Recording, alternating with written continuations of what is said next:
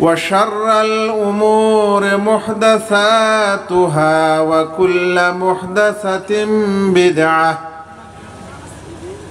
وكل بدعة ضلالة وكل ضلالة في النار.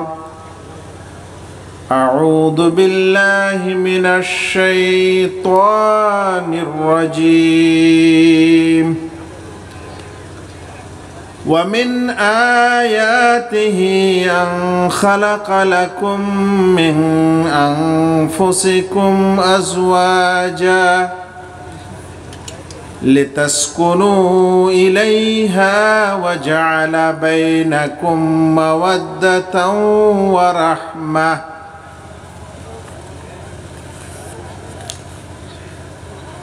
এই মহতি মহফিলের সম্মানিত সভাপতি মহোদয়, মঞ্চে উপবিষ্ট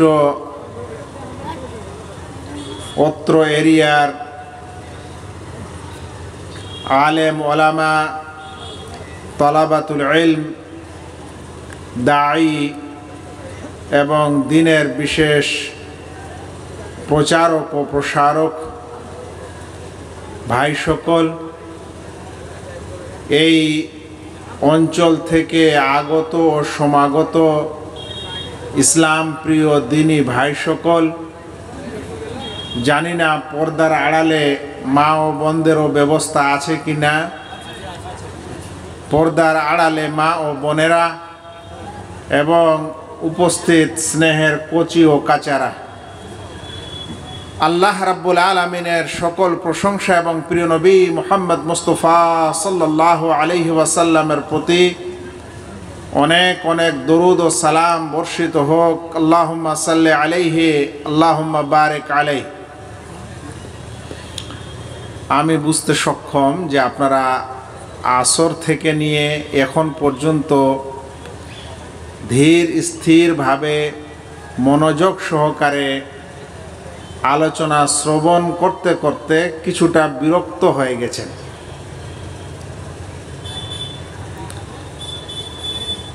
এখন অনেকের মনটা করছে যে একটু শুনি তো উনি কেমন মানুষ, একটু ভালো লাগছে কি না, লাগলে থাকবো, না হলে চলবো।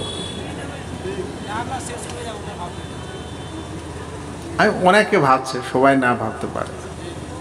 আচ্ছা, এভাবে বিভিন্ন ইবলিসি চিন্তাধারা মানুষের অন্তরে শুরু হয়েছে। দ্বীনের আলোচনা যদি আপনি বুঝতেও না পারেন, শুধু বসে থাকেন ওই মজলিসে, তারপরেও আল্লাহর রহমত আপনার জন্য অবতীর্ণ হয়। সেজন্য এই মজলিস যেটা আপনারা এত সুন্দর করে সাজিয়েছেন, বাহ্যত, আসলে বাহ্যত সৌন্দর্যতা মানুষের আন্তরিক সৌন্দর্যতার প্রমাণ। মানে আপনারা এই মহফিলটাকে যখন সুন্দর করে সাজাচ্ছেন, তখন আপনাদের অন্তরে এর ভালোবাসা আছেই বলেই এরকম সুন্দর হচ্ছে। তো এই সৌন্দর্যতা আর নষ্ট করবেন না ইনশাআল্লাহ। যেভাবে বলা হয়েছে 11টার মধ্যে আলোচনা শেষ হবে। তবে যেহেতু আমি শেষ বক্তা হিসাবে আছি, সে কারণে আপনাদের কিছু প্রশ্ন থাকলে আপনারা এই টেবিলে পৌঁছে দিবেন। লিখিত আকারে যদি কেউ দিতে চান, মৌখিকও দিতে পারেন। 15 মিনিট আপনাদের জন্য সেটা সময় থাকবে, সেগুলো আলোচনা করা হবে। তবে এই 40-45 মিনিট আমি আমার বিষয়ের উপর ইনশাআল্লাহ আলোচনা করব। আমার বিষয় যেটি দেওয়া হয়েছে আজ আপনাদের সামনে, সেটা হলো আদর্শ পরিবার ও ইসলাম। আদর্শ পরিবার ও ইসলাম। আজকাল আদর্শ পরিবার বলতে আমরা কি বুঝি ভাই? কাকে আদর্শ পরিবার মনে করি? আমরা মনে করি যে ভাইয়ের মাত্র একটা কিংবা দুইটা সন্তান, কিংবা একটা ছেলে ও একটা মেয়ে যার হয়েছে, আর তার বাবার কাছে একটা ভালো চাকরি আছে, না হলে ব্যবসা আছে, আর হতে পারে তার স্ত্রীটাও একটা কোনো সরকারি চাকরি করে, দুইটা বাচ্চা খুব ভালো কোনো ভালো মিশনে পড়াশোনা করছে, আর বাড়িটা একটু শহরে করেছে, আর বাড়ির সামনে একটা লাল 4 চাকা আছে। আমরা ভাবি এই ফ্যামিলিটাই মনে হয় সবচেয়ে সুখের এবং এটাই আমাদের আদর্শ পরিবার। এরকম আমরা অনেকে মনে করি। আমরা মনে করি আদর্শ পরিবার ওই ফ্যামিলিটা, যে ফ্যামিলিটার মাশাআল্লাহ মানুষগুলো দেখতে সুন্দর, একদম লম্বা চওড়া আর সাদা ফর্সা, দেখতে সুন্দর, এরাই মনে হয় আদর্শ পরিবার, এরকম আমরা মনে করি। ভাইরা মনে রাখবেন, আপনার দৃষ্টিতে এটা আদর্শ পরিবার হতে পারে, কিন্তু আল্লাহ তাআলা আদর্শ পরিবার একে বলেননি এবং ইসলামের দৃষ্টিতে এটা আদর্শ পরিবার না। আপনার আমার দৃষ্টিতে আদর্শ পরিবার হতে পারে। মনে রাখবেন, যেই পরিবারে যেই মানুষদের মধ্যে আল্লাহ তাআলার প্রতি ঈমান নেই, নবী করিম সাল্লাল্লাহু আলাইহি ওয়াসাল্লামকে চিনে না, যেই মানুষেরা তাদের নিজের দিন এবং ধর্মকে বুঝে না, অথচ সে দুনিয়াতে সচ্ছল এবং ভালো মানুষ তাদেরকে আদর্শ মনে করে, কিন্তু আসলে সেটা আদর্শ পরিবার না। আপনার এত সব কিছু থাকার পর যদি আপনার অন্তরে ঈমান না থাকে, তো কিয়ামতের ময়দানে কি ঘটবে জানেন? আল্লাহ তাআলা বলছেন, ওয়া কাদিমনা ইলা মা আমিলু মিন আমালিন ফাজআলনাহু হাবাআম মানসুরা। আমি ওই সকল লোকের আমলগুলিকে, যে সকল মানুষেরা আল্লাহ তাআলার প্রতি ঈমান আনেনি, সেই সকল মানুষের আমলগুলিকে ধূলিকণার মতো উড়িয়ে দিব। আজকালে মানুষ তো মেশিনে সব কিছু মাড়াই করছে না, গম টম কলাই ইত্যাদি, কিন্তু আগে মানুষ কি করত? গরু দিয়ে মাড়া না কি বলে ওটাকে করত, লাঠি টাঠি দিয়ে দেওয়ার পরেই যে এখন চৈত্র মাসের বাতাস যেদিন হবে সেদিন এভাবে উড়িয়ে দিত, দানাগুলা নিচে পড়তো, ধুলাবালিগুলো উপরে চলে যেত। আল্লাহ তাআলা বলছেন, আমি কিয়ামতের ময়দানে যারা বেঈমান হবে, ঈমানদার হবে না, তাদের আমলগুলিকে এইভাবে ধুলি করার মতো আমি উড়িয়ে ফেলে দিব, কোনোই দাম দিব না। আপনার এই সময়ের 4 চাক্কা একটি পাকা বাড়ি শামসিতে না হলে কলকাতায়, আপনি চাকরিজীবী, আপনার সন্তানেরা কোনো কনভেন্টে পড়ে, আপনার জামাই একজন ডাক্তার, আপনার মেয়ে একজন ইঞ্জিনিয়ার, এতে আপনি আদর্শ পরিবার মনে করতেন, কিন্তু আপনার এই আমল আর এই স্বাচ্ছন্দ্য হয়তো 40-50 বছর জীবনেই থাকবে, এরপরে আপনার জন্য কিচ্ছু হবে না। ভাইরা, ওই পরিবার, ওই মানুষ হতভাগা, যেদিন কিয়ামতের ময়দানে আল্লাহ রাব্বুল আলামিন তাদের দিকে দৃষ্টিও নিক্ষেপ করবেন না, তাদেরকে পাক পবিত্র করবেন না, তাদেরকে জান্নাতও পাওয়া যাবে না। একটা চ্যাপ্টার আছে যে কিয়ামতের দিনে আল্লাহ রাব্বুল আলামিন কিছু মানুষকে, তাদের সম্পর্কে এসেছে যে লা ইয়ানদুরু ইলাইহিম ইয়াউমাল কিয়ামা, আল্লাহ তাআলা কিয়ামতের দিনে তাদের দিকে দেখবেন না, তাকাবেন না। ভাই, আপনার যদি একজন শিক্ষক হয়, খুব বড় জিনিস না, শিক্ষক, আপনি যদি ক্লাসের ছাত্র হন আর আপনার শিক্ষকটা যদি আপনার দিকে না তাকায়, অন্য ছেলেদের দিকে তাকায়, কথা বলে, আপনাকে কেমন লাগে বলেন তো? ভালো লাগে? হ্যাঁ? তো আল্লাহ রাব্বুল আলামিন কিয়ামতের ময়দানে যে বান্দার দিকে একটু তাকাবেন, তার রহমতের দৃষ্টি যার উপর পড়বে, তারা হবে সৌভাগ্যবান। আল্লাহু আকবার। আর কিছু মানুষ আছে যারা অপবিত্র, যারা গুনাহগার, কিন্তু আল্লাহ রাব্বুল আলামিন কিয়ামতের ময়দানেই তাদের পাক করে দিবেন, তার মানে তাদের গুনাহ খাতা মাফ করে দিবেন। তাহলে দুনিয়াতে বা কবরে যদি ওই মানুষ কষ্ট পেয়েও ছিল, কিন্তু আখেরাতে আল্লাহ তাআলার এই ক্ষমার দৃষ্টি তার উপর পড়েছে, আলহামদুলিল্লাহ, তাতেও সফল কাম।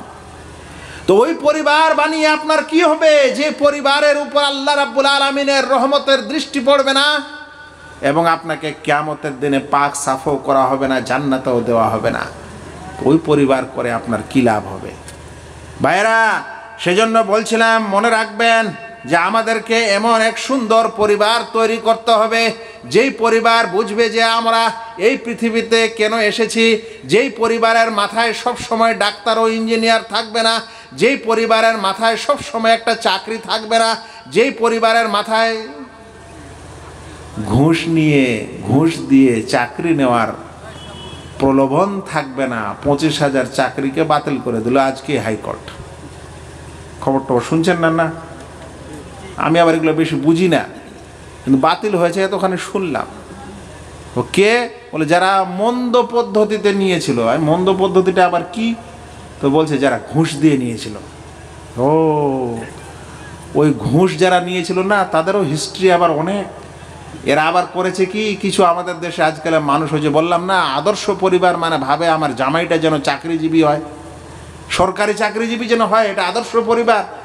এখন জামাই চাকরিওয়ালা পাওয়া যায় না, ওই জন্য বলছে আচ্ছা ঠিক আছে বাবা, তুমি একটু গরিব মানুষ, তোমার টাকা পয়সা কম, তো আমি তোমাকে 15 লাখ দিচ্ছি, তুমি এটা দিয়ে দাও, চাকরিটা নিয়ে নাও, আমার মেয়েকে বিবাহ করে নাও।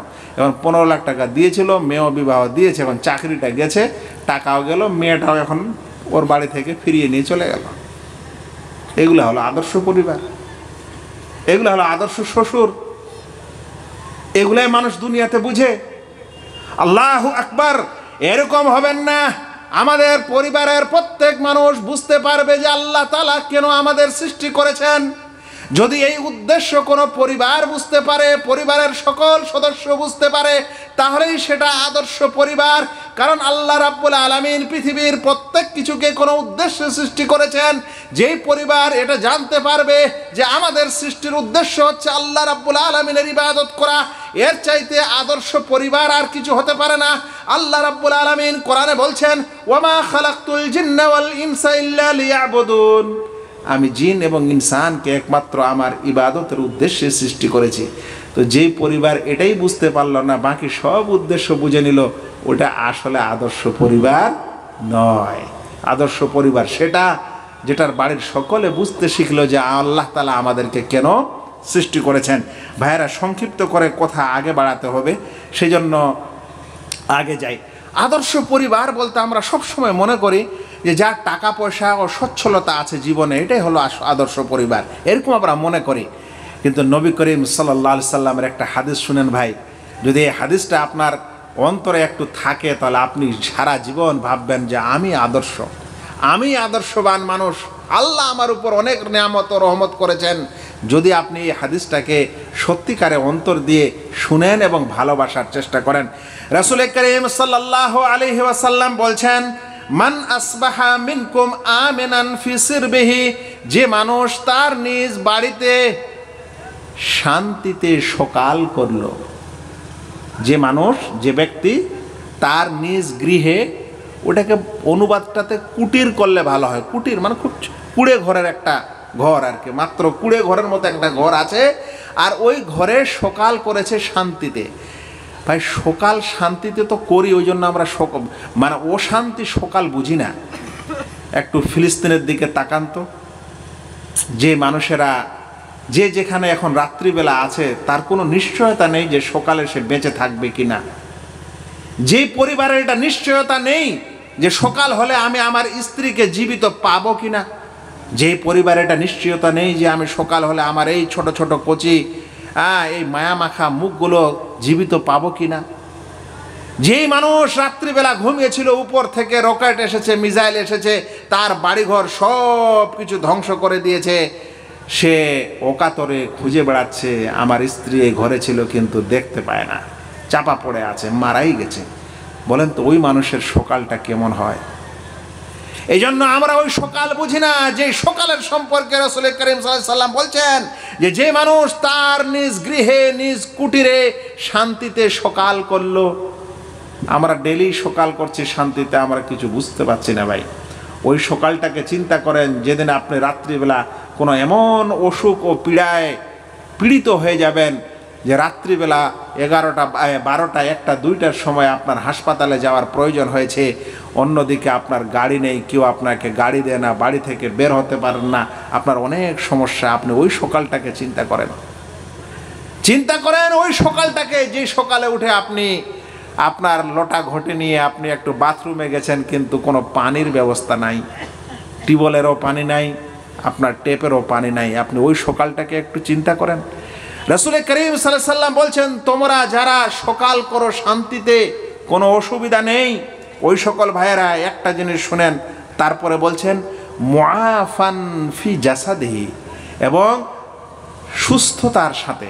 একটা হলো শান্তিতে সকাল করে, আর একটা হলো সুস্থ শরীরে সকাল করলো।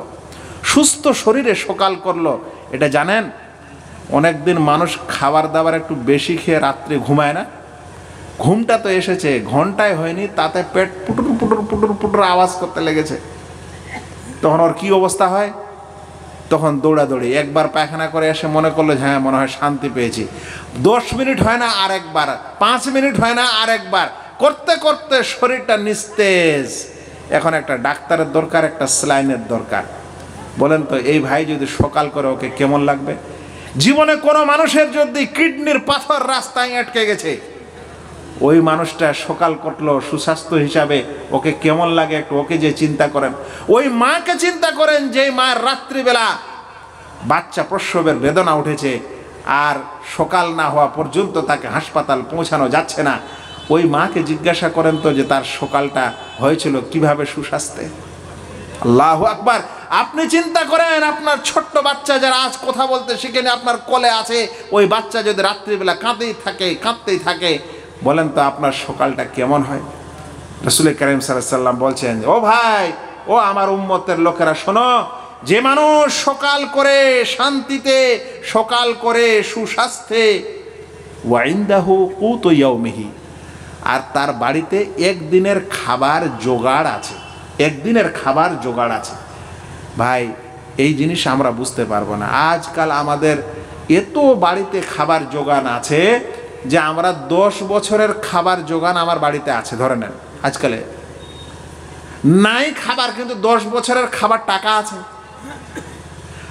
আচ্ছা বলেন তো এমন কোনো পরিবার পাবেন যে যার মাত্র একদিনের খাবার আছে, বেশি নাই? এরকম একটা পরিবার আপনার এই কি খেড়িয়া না কি বলে এটাকে, এখানে আপনি খুঁজে পাবেন? রাসূল কারীম সাল্লাল্লাহু আলাইহি ওয়াসাল্লাম বলছেন, ভাই সুস্বাস্থ্যে সকাল করেছেন, শান্তিতে করেছেন, আর বাড়িতে মাত্র একদিনের খাবার জোগান আছে। যদি কোনো ব্যক্তির এরকম 3টি গুণ আছে, তাহলে রাসূল কারীম সাল্লাল্লাহু আলাইহি ওয়াসাল্লাম বলছেন ফাকান্নামা হিজাত লাহু দুনিয়া বিহাযাফিরিহা, তাহলে সব দুনিয়ার সব কিছু যেন তাকে দিয়ে দেওয়া হয়েছে, দুনিয়ার সব নিয়ামত তাকে দিয়ে দেওয়া হয়েছে, এটা মনে করো। এখন আমরা ডেলি সুস্বাস্থ্যে শান্তিতে সকাল করি, বাড়িতে আমাদের গোডাউন চাল ডাল টাকা পয়সা ব্যাংক ব্যালেন্স ইত্যাদি আছে। বলেন তো এটা কি আমাদের সুস্থতা, শান্তি এবং সবচেয়ে বড় নিয়ামত নয়? কিন্তু আমরা এটাকে ভুলে গিয়ে মনে করছি যে আমরা আমাদের পরিবারটাতে আমরা শান্তিতে নাই। না, আপনার শান্তির দর্শন এবং ইসলামের এই দর্শন পার্থক্য আছে, বুঝেন। উমর রাদিয়াল্লাহু তাআলা আনহু কথা বলছেন, আল গিনা ওয়াল ফাকরু মাতিয়াতান, বলছেন দরিদ্রতা আর সচ্ছলতা, মালদারি, এই দুটি বাহন মানে ধরেন না 2টি মোটর সাইকেল আমাদের সমাজে, সেই যুগে 2টি বাহন, 2টি উট, 2টি গাধা, 2টি ঘোড়া। তো বলছেন উমর রাদিয়াল্লাহু তাআলা আনহু যে এই আল গিনা ওয়াল ফাকরু মাতিয়াতান, এই সচ্ছলতা এই দরিদ্রতা, এই দুটি হচ্ছে 2টি বাহন।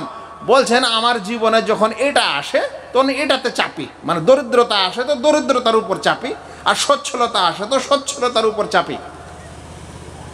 কথাটা বোঝা গেছে? মানে তিনি বলতে চাচ্ছেন আমি এটাতে কোনো টেনশন নিই না যে আমি দরিদ্র হচ্ছি না আমি ধনী হচ্ছি, ধনী হলে ভালো না দরিদ্র হলে ভালো, এই টেনশনে আমি যাই না। আল্লাহ আমাকে যদি ধনী করে তাহলে ধনীর মতোই থাকবো, আল্লাহ যদি আমাকে গরিব করে তো গরিবের মতোই থাকবো। যখন এই বাহন আসবে এটাতে চাপবো, যখন ওই বাহন আসবে ওটাতে চাপবো।